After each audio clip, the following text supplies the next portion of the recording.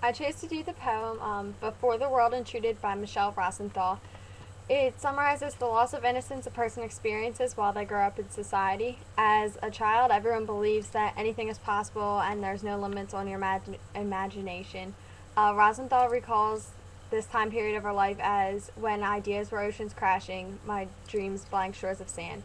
After aging and experiencing some of the harsh realities the world has to offer, like unemployment, divorce, illness, and death of like family members, the innocence that was once present in herself as a child has disappeared. Although technically they're the same person, the adult has a completely different mindset and outlook on the world than the infant does. The once happy child is turned into a guarded adolescent, and eventually they even become a realistic adult.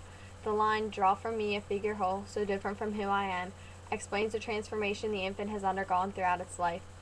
As a senior in high school, preparing to leave this really small town for the first time, I can relate to the loss of innocence. As graduation approaches, everyone talks about the memories we've made since kindergarten, and our parents always tell stories about us growing up and how it's going to be so different without us here.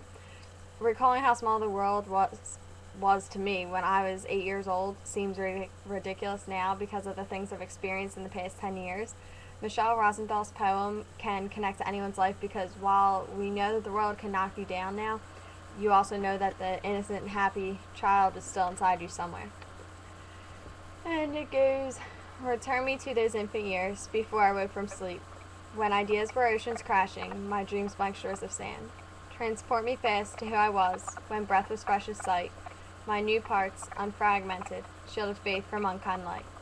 Draw for me a figure whole, so different from who I am. Show me now this picture, who I was when I began."